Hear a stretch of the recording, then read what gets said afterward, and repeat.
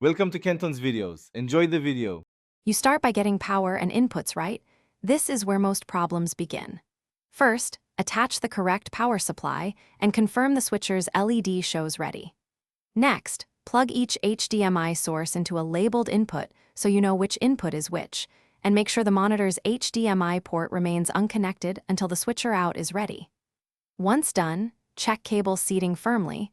Loose connections create intermittent signal loss, so press until you feel a click.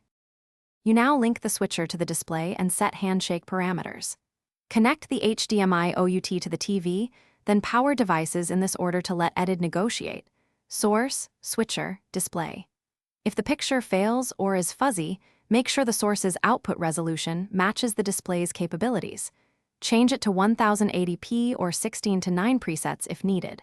Also, test alternative cables and ports to isolate a bad cable. Because a damaged lead can pass audio, you finish by choosing the active input and verifying operation.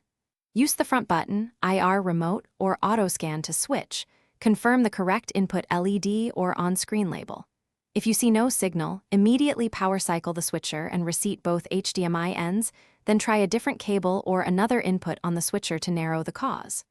One key troubleshooting tip: isolate components, test each source directly to the TV.